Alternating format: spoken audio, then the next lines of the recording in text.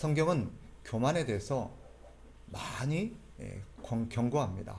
그것도 아주 엄하게 경고합니다. 한 두 군데만 제가 보여드린다면 잠언 3장 34절입니다. 진실로 그는 거만한 자를 비웃으시며 겸손한 자에게 은혜를 베푸시나니. 베드로 사도의 말입니다. 베드로전서 5장 5절. 하나님은 교만한 자를 대적하시되 겸손한 자들에게는 은혜를 주시느니라. 교만한 자가 어떤 사람입니까? 또 겸손한 사람은 어떤 사람입니까? 말을 부드럽게 하고 아유 아닙니다 하고 자신을 앞세우지 않고 그러면 겸손합니까? 오늘 본문은 그 대답이라고 할 수 있겠지요. 아브넬과 이스보셋을 통하여서 하나님이 어떤 사람이 교만한 사람인가를 보여줍니다. 그런 면에서 결과적으로 본다면 오늘 본문에 나오는 이스보셋과 아브넬은 하나님과 우리 사이에 어떤 모습들을 그대로 그려내고 있다라고 볼 수 있어요. 성경은 아브넬이 사울의 집에서 점점 권세를 잡았다라고 말합니다.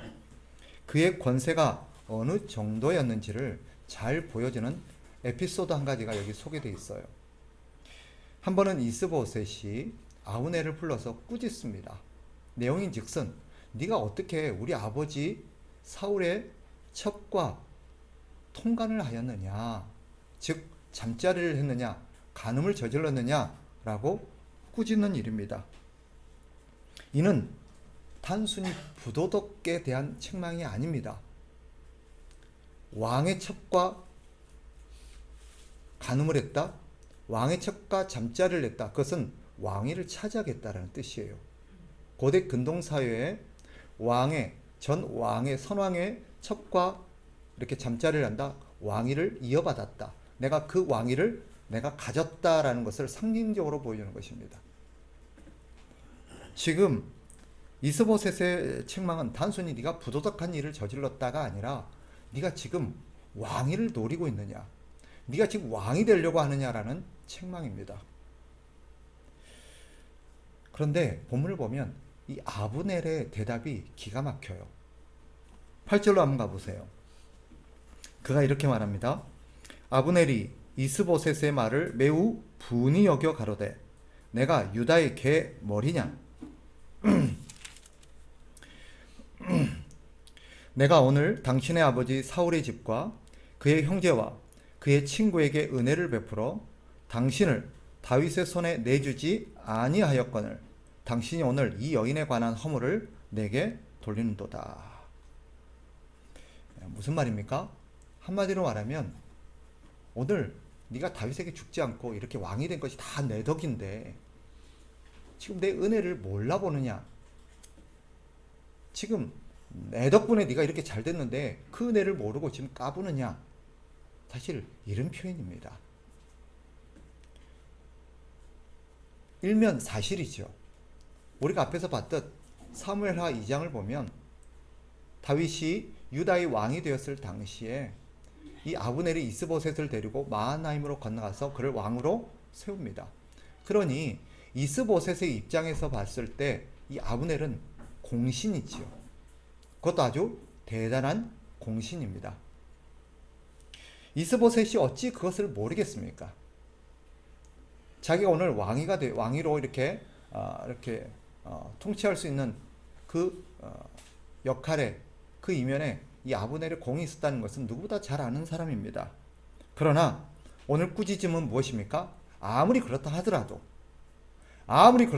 내가 왕인데 네가 왕처럼 그렇게 군림하고 네가 왕위를 차지하려고 하는 것이 왕처럼 살려고 하는 것이 옳으냐는 것입니다. 아브넬이 분노하는 까닭이 뭐예요? 공신인 자신이 이 정도도 못하느냐는 것입니다. 내가 그래도 어떤 공을 세우고 내가 지금 당신을 위해서 어떤 일을 했는데 내가 이 정도의 권한도 못 가지고 이 정도의 일도 못하느냐, 그 말이에요. 사실 오늘 본문은 인간적으로 생각하면 납득이 될 법도 하고 또 있을 법한 일이기도 합니다. 그런데 오늘 본문은 이 두 사람의 모습을 통해서 교만이 무엇인지를 그려내요. 특히 본문의 이 아브넬을 통해서 교만한 자가 어떤 자인지를 잘 그려내고 있습니다. 아브넬이 왜 교만한 자입니까? 자기의 공을 내세워서 왕으로 군림하려고 해서 주제 파악을 못해서 물론 그런 것도 있습니다. 그러나 오늘 본문이 이 아브넬을 통해서 교만한 자가 어떤 자인가를 보여주려는 데는 더 깊은 의미가 있습니다. 다시 8절로 가보세요. 여러분이 색깔 있는 펜을 가지시고 제가 말씀드리는 내용에다가 줄을 꺼놓으시면 좋겠어요. 자, 8절 중간에 보면 이런 표현이 나옵니다. 내가 오늘 당신의 아버지 사울의 집과 그의 형제와 그의 친구에게 은혜를 베풀어 당신을 다윗의 손에 내주지 아니하였거늘. 찾으셨어요? 줄을 꺼놓으세요. 그리고 그 앞에 내가에다가 동그라미를 쳐놓으세요. 그리고 내용을 다시 보세요. 지금 이스보셋을 죽지 않도록 보호하고 왕이 되도록 세웠던, 즉 이 모든 이스보셋에게 베푼 은혜가 누구 때문이라는 거예요? 내가 은혜를 베풀었다는 거예요. 내가 너를 지켰고 내가 너를 왕으로 세웠다는 거예요. 그 일을 다 누가 했다는 거예요? 내가 했다는 거예요. 9절도 보세요. 9절 중간에도 보면 자, 내가 이루게 하지 아니하면 하나님이 벌 위에 벌을 내리심이 마땅하다. 여기 보면 내가 이루게 하지 아니하면이라고 줄을 꺼내시고 거기다 내가에다 동그라미를 쳤어요. 자, 여호와께서 다윗에게 맹세하신 대로 내가 이루게 하지 아니하면, 즉 하나님이 말씀하시고 하나님이 갖고 계신 계획을 누가 이룬다는 거예요? 자기가 이룬다는 거예요. 자기가 이룬다.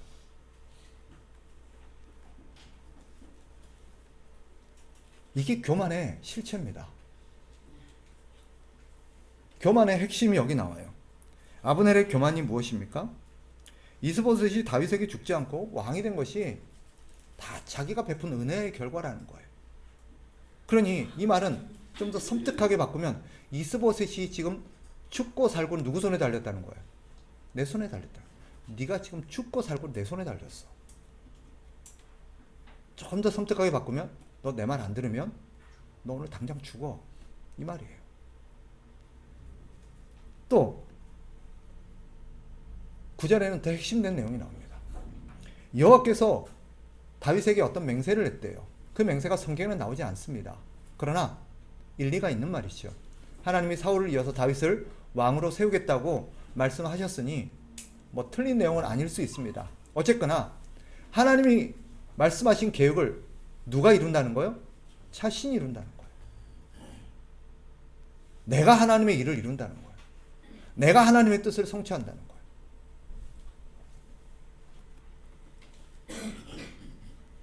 어떻게 보면 그런 것 같기도 해요. 그러나 이것은 착각입니다. 왜 그렇습니까? 성경이 우리에게 분명히 가르치는 명백한 진리가 뭐예요? 세상은 하나님의 손에 있다는 것입니다. 모든 것을 다스리시는 분은 하나님이십니다. 풀 한 폭이, 사람의 머리털 하나, 하늘에 나는 참새 한 마리도 하나님의 허락이 없이는 떨어지지 않습니다. 우리가 생각하는 일상적인 풀이 뽑히고 말라 죽고 날아가던 참새가 떨어져서 죽고, 한 번은 지나가던 꿩이 트럭에 꽁 부딪혀가지고 떨어져 죽은 것도 본 적 있어요. 정말 어이가 없죠. 걔가 가다가 왜 트럭에다 부딪혀 죽는지. 그런데 우리는 아이고 참 별일이 다 있다 하고 웃어 넘길 수 있는 일도 사실은 성경으로 돌아와서 성경에 비추어 생각해 보면 그거 역시 하나님의 허락을 하셨기 때문에 그 일이 발생한 거예요. 하나님의 허락 없이는 그런 일이 발생하지 않습니다. 사람이 살고 죽고 한 나라가 일어나고 망하는 건 역시 누가 결정하십니까? 하나님이 결정하십니다. 인간이 아무리 권력이 있고 힘을 가졌다 할지라도 하늘을 나는 참새 한 마리를 떨어뜨릴 수 없어요. 물이 흘러가게 할 수 없고 들에 꽃 한 송이가 피어나게 할 수 없습니다. 사실 인간의 권세와 능력이라는 것은 아주 보잘것없습니다. 다른 존재는 물론이거니와 자기 자신의 운명조차도 어떻게 할 수 없는 게 인간입니다. 아무리 큰 소리를 치지만 그날 밤, 내일 그에게 무슨 일이 일어날지 아무도 모릅니다. 그리고 자신에게 일어날 그 운명 같은 사건을 바꿀 수 있는 사람도 없습니다. 아무리 큰 소리 치고 힘을 자랑한다 하더라도 하나님이 부르시면 다 놓고 가야 합니다. 교만이 무엇입니까? 오늘 본문이 말하고 있는 교만이 뭐예요? 이것은 교만의 실천이 이런 겁니다. 자신의 힘과 자신의 능력을 믿고 하나님을 무시하는 거예요. 이게 교만입니다.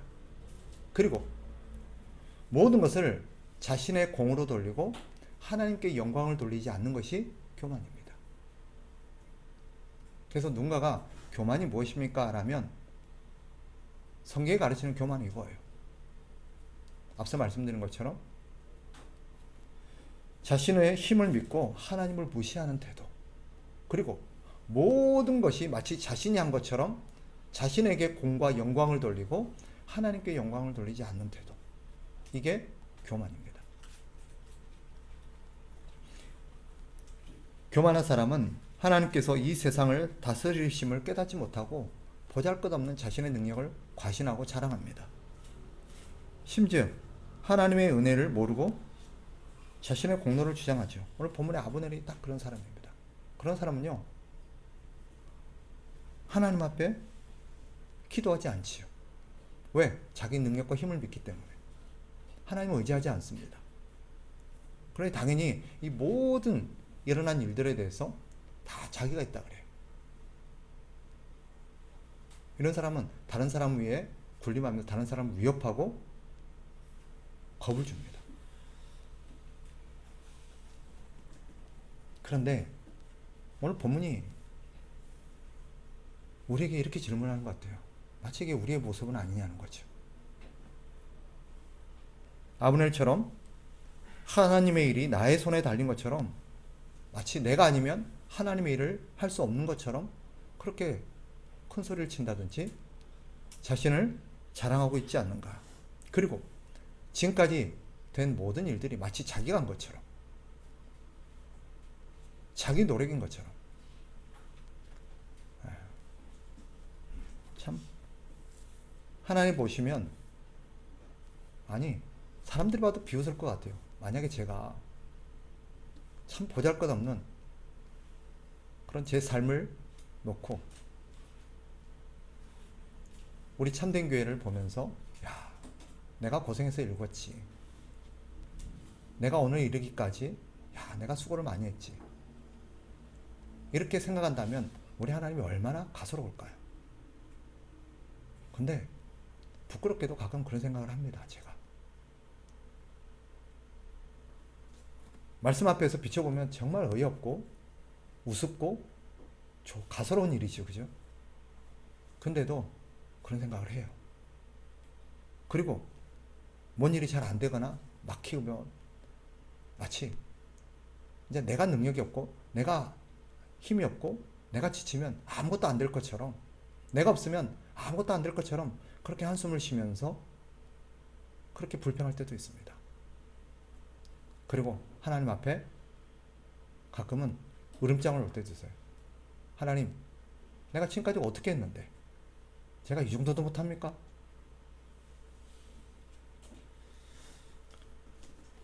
딱 아브넬의 모습 속에서 제 자화상을 봤어요. 우리 그러죠. 뭔가 좀 돼서 뭐가 잘 되면 자기가 한 것 같아요. 자기가 했다고요. 교회 안에서 그렇게 큰 소리 치는 분들을 종종 봅니다. 아니, 지금까지 제가 이 교회를 위해서 어떻게 했는데, 내가 얼마나 많이 고생했는데 왜 나를 몰라줘요? 그리고 그런 사람들이 교회 안에서 무리를 일으키고 뭔가 잘못을 해서 교회가 꾸짖습니다.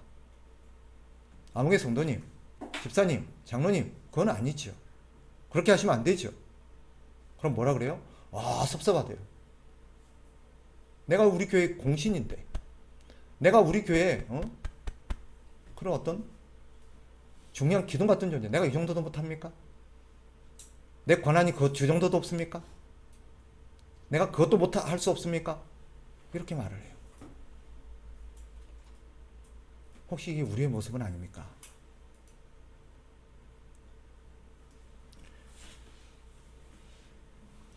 우리는 사람들에게 자기 공적을 많이 자랑합니다. 그리고 자기 했던 업적을 막 치하해요. 아, 내가 주를 위해서 이것도 하고 저것도 하고. 자기 신앙생활에 대해서도 많이 자랑하죠.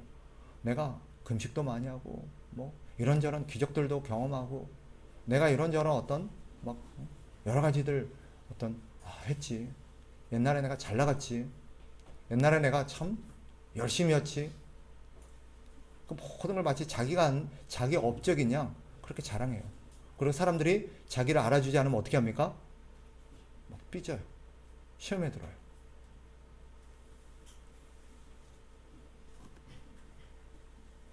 만약에 그분에게 왜 그렇게 교만하십니까? 라고 말한다면 뭐라 그럴까요? 내가 무슨 교만했냐고 라고 말할 겁니다. 교만이 뭐예요? 자신의 능력과 자신의 노력을 과신하고 자랑하는 거예요. 하나님이 하셨는데 하나님을 무시하는 거예요. 그리고 그 모든 공을 자기에게 돌리고 그 모든 영광을 자기가 누리려는 거예요. 이게 교만입니다.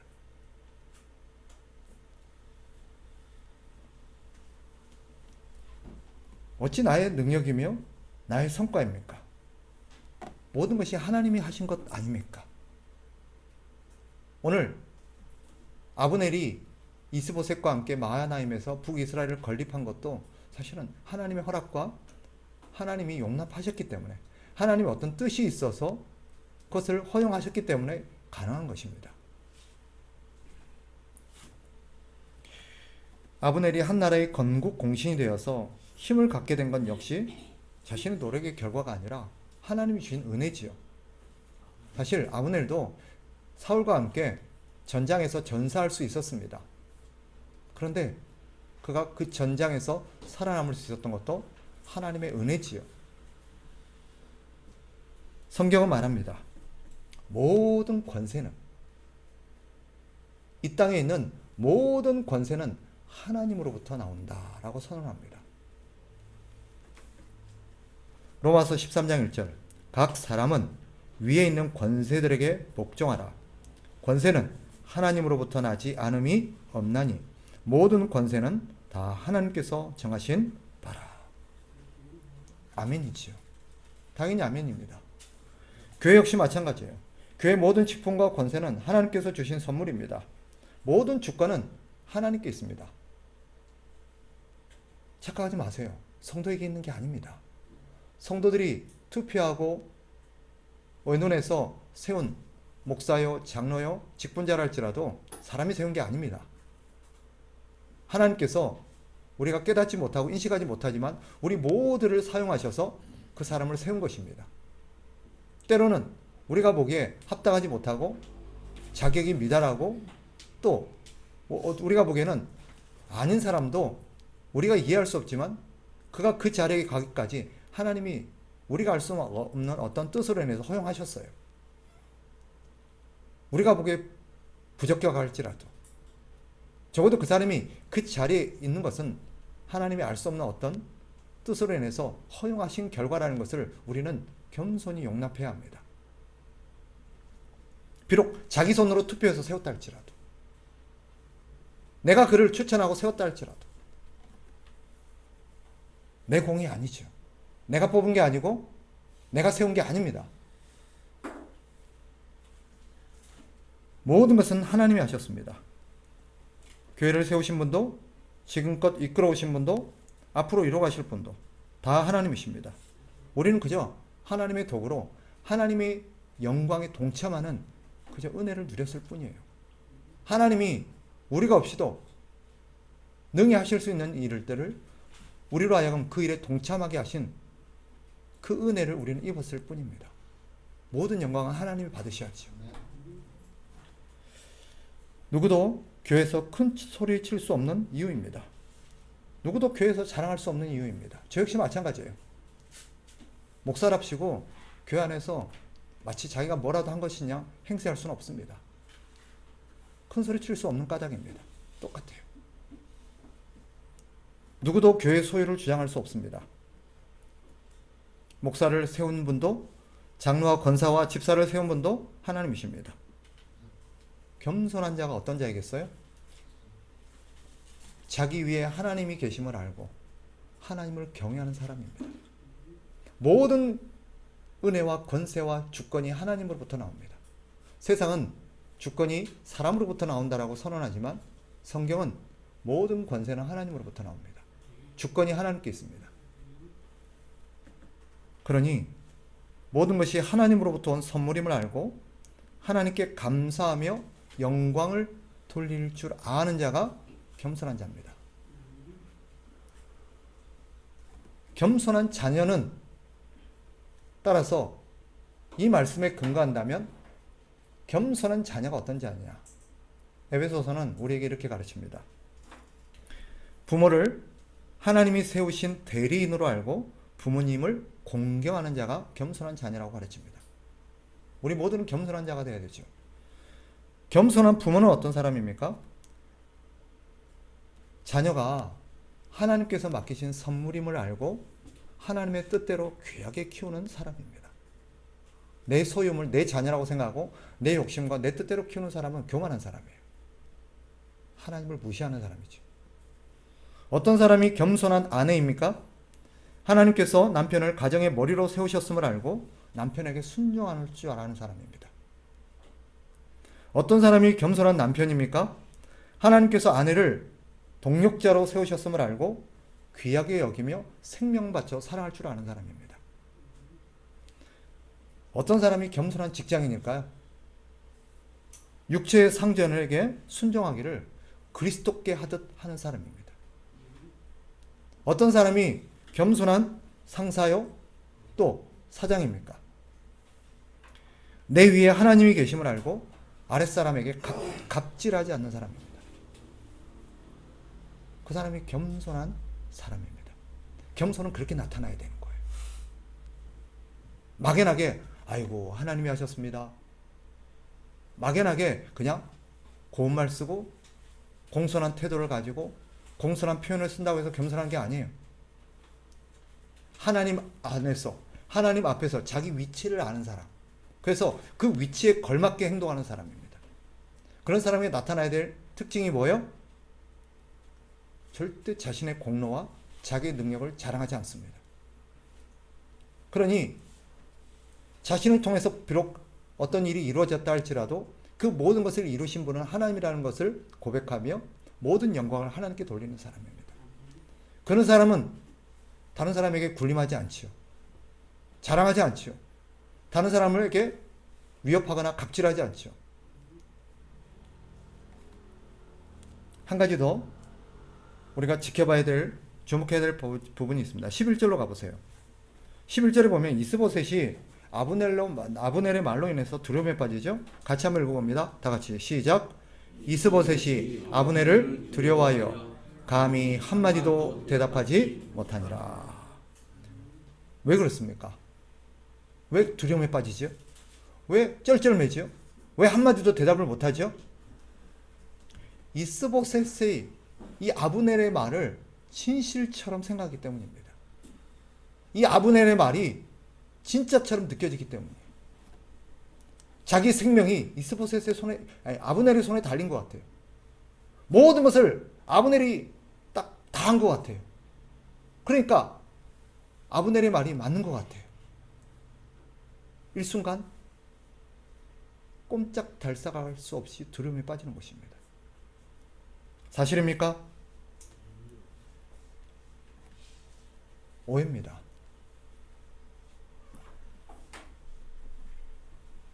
모든 것은 하나님의 뜻 때문에 된 것입니다. 그래서 하나님을 모르고 하나님에 대한 진리를 모르고 하나님을 신뢰하지 못하면 어떤 일이 발생합니까? 불신앙적 두려움에 빠져서 사람을 두려워하게 돼요. 사람의 위협에 꼼짝달싹하지 못합니다. 저도 목사지만 너무 속상했던 게 뭐냐면 성도들이 목사를 지나치게 두려워한다는 거예요. 어떤 목사님의 말을 마치 진리인 것처럼 그렇게 꼼짝달싹하지 못하고 두려워서 시키는 대로 합니다. 아닌데, 분명히 아닌데 어기지를 못해요. 잘못된 말인데도 그 말에 순종해요. 왜? 두려웠어. 왜 두렵습니까? 하나님을 몰라서. 하나님에 대한 진리를 몰라서.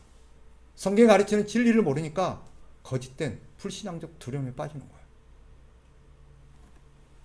사람을 지나치게 두려워하는, 사람을 이렇게 존중하고 그 사람에게 예의를 갖추고 그 사람을 우리가 어려워할 수 있어요. 그건 도덕적이고 윤리적이고 어떤 그런 측면에 있어서 일리가 있고 좋은 것입니다. 그러나 사람을 두려워하는 것은 별개예요. 어디에도 사람을 두려워하라고 가르치지 않습니다. 그래서 하나님을 알아야 돼요. 하나님에 대한 바른 이해를 가지고 하나님을 굳건하게 신뢰해야 합니다. 어떤 사람들이 위협하죠. 너 까불면 가만 안 둬? 너는 지금 내 손에 있어. 대학원생들이 교수의 말에 꼼짝달싹 못하면서 온갖 그런 입에 담을 수 없는 그런 치욕스러운 삶을 살았던 게 뭘까요? 자기의 생사의 여탈권이 교수의 손에 있다고 생각하기 때문입니다. 부하 직원이 사장에게, 상사에게 꼼짝 못하는 이유가 뭐예요? 상사가 그렇게 갑질을 하고 성희롱을 하고 그렇게 막 나쁜 짓을 해도 내 밥줄이 저 사람 손에 달려있다고 믿기 때문입니다. 그러면 사람에게 대한 두려움에 빠져요. 우리는 이런 사람들의 거짓된 위협 앞에서 두려워해서는 안 됩니다. 성경에 믿음의 용기가 무엇인가를 잘 보여주는 사건들이 참 많이 있는데 그 중에 한 대목을 꼽으란다면 다니엘의 세 친구 이야기입니다. 우리가 아는 것처럼 느부갓네살 왕이 금신상을 만들어 놓고 저 신상에 절하지 않으면 다 불태워 죽여버리겠다고 그랬어요. 그런데 다니엘의 세 친구 사드락과 메삭과 아벳느고가 거절합니다. 왕이시여, 우리는 하나님을 믿는 사람으로서 절대 금신상에 절할 수 없습니다. 그러니까 뭐라 그래요? 죽고 싶어? 넌 내 말 안 들으면 죽어. 불길을 활활 7배나 뜨겁게 하면서 위협합니다. 넌 내 말 안 들으면 너 저기서 죽어. 그래도 이 다니엘의 세 친구가 뭐라 그럽니까? 설령 그럴지라도 우리는 왕의 말에 듣지 않겠습니다. 우리는 살아계신 하나님께서 우리를 지키시고 하나님이 우리를 보호하실 줄 믿습니다.